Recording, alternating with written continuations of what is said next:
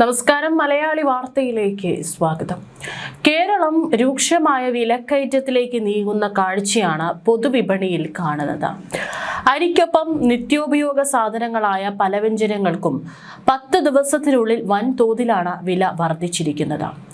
തിരുവോണത്തിന് സദ്യവട്ടങ്ങൾ ഒരുക്കാൻ നാടൊരുങ്ങുന്നതിന് മുമ്പേ സംസ്ഥാനത്ത് സർവ്വമേഖലയിലും കടുത്ത വിലക്കയറ്റം.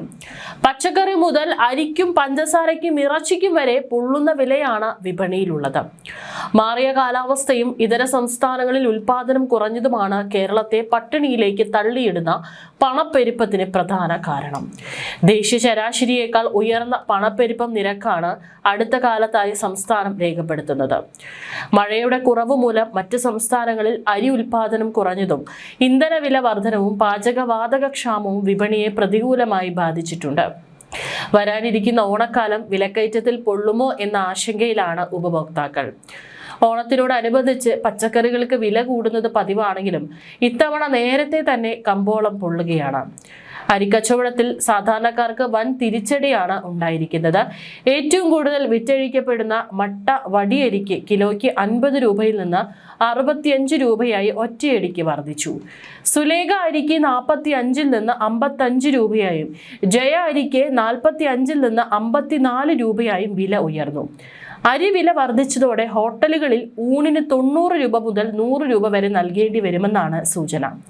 അരി ഉൽപ്പാദിപ്പിക്കുന്ന സംസ്ഥാനങ്ങളിൽ ഒരു കൃഷിക്കാലം നഷ്ടമായതാണ് ഈ പ്രതിസന്ധിക്ക് പ്രധാന കാരണമെന്ന് വ്യാപാരികൾ ചൂണ്ടിക്കാട്ടുന്നു. പല വ്യഞ്ജനങ്ങളുടെ കാര്യത്തിലും സ്ഥിതി വ്യത്യസ്തമല്ല. പഞ്ചസാര കിലോയ്ക്ക് 45 നിന്ന് 55 രൂപയായി ഉയർന്നു. ഉഴുന്നുവില 130 നിന്ന് 150 എത്തിയതോടെ പ്രഭാത ഭക്ഷണശീലങ്ങളെ പോലും ഇത് ബാധിച്ചു തുടങ്ങിയിട്ടുണ്ട്. മുളകിന്റെ വിലയിലാണ് ഏറ്റവും ഭീമമായ വർധനവ് രേഖപ്പെടുത്തിയിരിക്കുന്നത്. സാധാരണ മുളകിന് കിലോയ്ക്ക് 100 രൂപയും കാശ്മീരി മുളകിന് 150 രൂപയുമാണ് വർദ്ധിച്ചത്. പയറിന് കിലോയ്ക്ക് 20 രൂപയുടെ വർധനവ് ഉണ്ടായിട്ടുണ്ട്. 2 ആഴ്ച മുമ്പ് കിലോയ്ക്ക് 35 രൂപയായിരുന്ന ക്യാരറ്റിന് ഇപ്പോൾ 80 രൂപയായി. 70 രൂപയുണ്ടായിരുന്ന ഇഞ്ചി 200 രൂപ മുതൽ 250 രൂപയാണ് വിപണിയിലെ വില. 2 ആഴ്ചക്കിടെ 50 രൂപയിലധികമാണ് വെളുത്തുള്ളിക്ക് കൂടിയത്. വെളുത്തുള്ളി 200-ന് മുകളിലാണ് ചില്ലറ വിൽപ്പന വില. ചെറിയ ഉള്ളിക്കും വില കൂടി. നല്ല ഇനം ചെറിയ ഉള്ളിക്ക് 90 മുതൽ 110 രൂപ വരെ ഈടാക്കുമ്പോൾ രണ്ടാം തരത്തിന് 60 രൂപയാണ് വില. ബീൻസിനും അമരയ്ക്കും 80 മുതൽ 100 രൂപ വരെയായി. വിപണിയിൽ ഇപ്പോൾ ആവശ്യക്കാർ ഏറെയുള്ള പയറിന് 70 രൂപയാണ്. മുരിങ്ങയ്ക്ക് 70 മുതൽ 80 രൂപ വരെ നൽകണം. തക്കാളി വിലയിൽ മാത്രമാണ് ആശ്വാസമുള്ളത്. 60 നിന്ന് 40-ഉം പിന്നീട് 20-ഉമായി കുറഞ്ഞു. ബീറ്റ്റൂട്ടിന് 65 മുതൽ 80 രൂപ വരെയും കോളിഫ്ലവറിന് 35 മുതൽ 50 രൂപയുമാണ് വില. അയൽ സംസ്ഥാനങ്ങളായ കർണാടക, ആന്ധ്ര, തമിഴ്നാട് എന്നിവിടങ്ങളിലും മഴ കുറഞ്ഞത് വിളവെടുപ്പിനെ കാര്യമായി ബാധിച്ചിട്ടുണ്ട്. ഒക്ടോബർ മുതൽ ഡിസംബർ വരെയുള്ള വിളവ് ഉണ്ടാകില്ലെന്ന ആശങ്കയിൽ കർഷകർ സ്റ്റോക്ക് കൈമാറാതെ പിടിച്ചുവെക്കുന്നതും വിതരണത്തിൽ ക്ഷാമമുണ്ടാക്കുന്നു.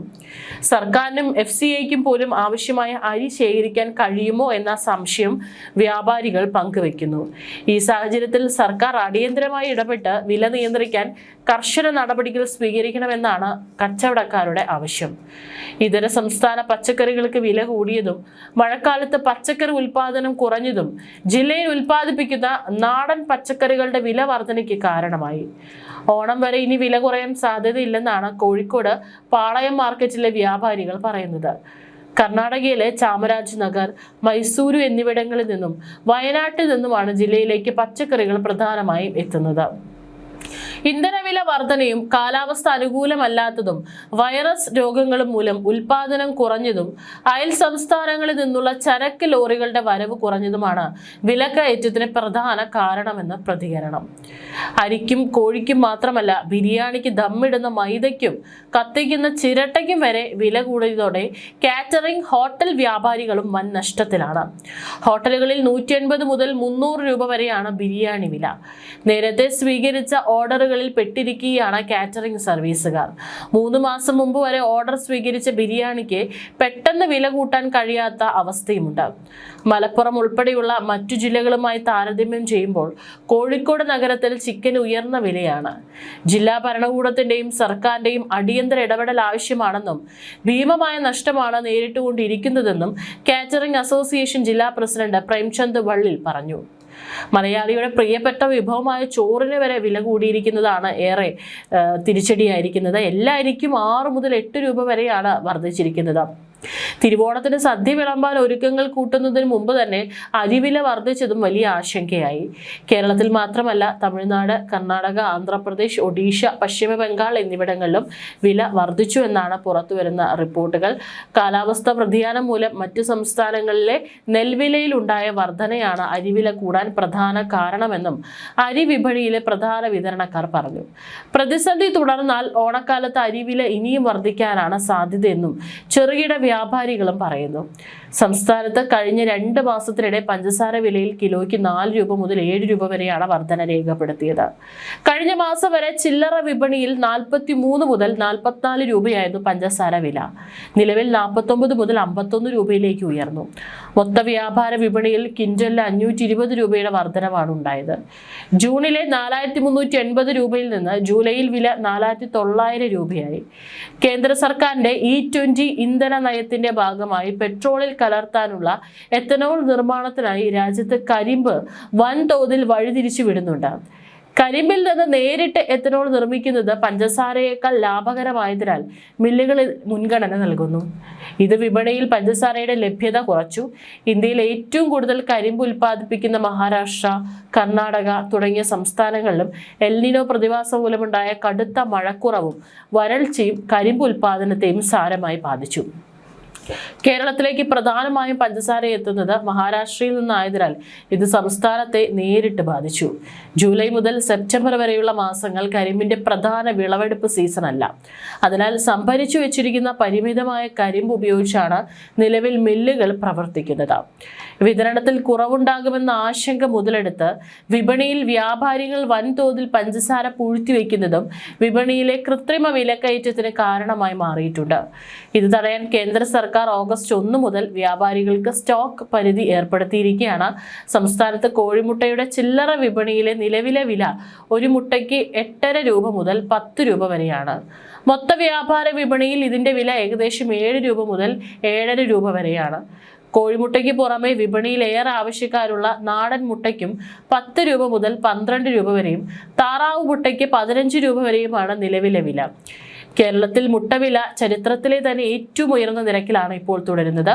കേരളത്തിലേക്ക് ആവശ്യമായ മുട്ടയുടെ 80% വരുന്നത് തമിഴ്നാട്ടിലെ നാമക്കൽ പോലുള്ള ഇതര സംസ്ഥാനങ്ങളിൽ നിന്നാണ്. അവിടെ ഉണ്ടായ ചില പ്രതിസന്ധികളാണ് സംസ്ഥാനത്തെ വിലക്കയറ്റത്തിന് കാരണമായത്. ഏപ്രിൽ മെയ് മാസങ്ങളിൽ ഉണ്ടായ ഉഷ്ണതരംഗവും കടുത്ത വേനൽ ചൂടും കാരണം തമിഴ്നാട്ടിലെയും മറ്റ് സംസ്ഥാനങ്ങളിലെയും ഫാമുകളിൽ കോഴികൾ ചാവുന്നത് വർദ്ധിക്കുകയും മുട്ട ഉൽപാദനം വലിയ തോതിൽ കുറയുകയും ചെയ്തു. കോഴിത്തീറ്റ നിർമ്മാണത്തിന് ഉപയോഗിക്കുന്ന പ്രധാന അസംസ്കൃത വസ്തുക്കളായ ചോളം, സോയാബീൻ എന്നിവയുടെ വില കുത്തനെ ഉയർന്നു.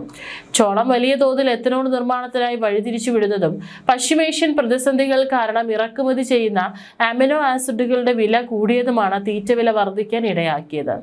തമിഴ്നാട്, കർണാടക തുടങ്ങിയ സംസ്ഥാനങ്ങളിലെ വിദ്യാലയങ്ങളിലും ഉച്ചഭക്ഷണ പദ്ധതിയുടെ ഭാഗമായി കുട്ടികൾക്ക് പുഴുങ്ങിയ മുട്ട നൽകുന്നത് വർദ്ധിപ്പിച്ചതോടെ ആഭ്യന്തര വിപണിയിൽ മുട്ടയ്ക്ക് ദൗർലഭ്യം നേരിടുകയും കേരളത്തിലേക്കുള്ള വരവ് കുറയുകയും ചെയ്തു. ചുരുക്കത്തിൽ കേരളത്തിനപ്പുറം എന്ത് സംഭവിച്ചാലും അത് പ്രത്യക്ഷത്തിൽ മലയാളികളെ ബാധിക്കുന്ന അവസ്ഥയിലായിരിക്കുന്നു. സർവ്വ മേഖലയിലും വിലക്കയറ്റം എന്ന് പറയുമ്പോൾ അതിൻ്റെയൊക്കെ വരവ് പുറത്തുനിന്ന് ആണ് എന്നതാണ് വലിയ ആശങ്ക. വില പിടിച്ചു നിർത്താൻ സംസ്ഥാന സർക്കാരിന് എന്ത് ചെയ്യാൻ കഴിയുമെന്നതിൽ പ്രത്യക്ഷമായ ഒരു ഇടപെടൽ ഉണ്ടായാൽ മാത്രമേ അത് ജനത്തിന് സഹായവും ബോധ്യവുമാകൂ.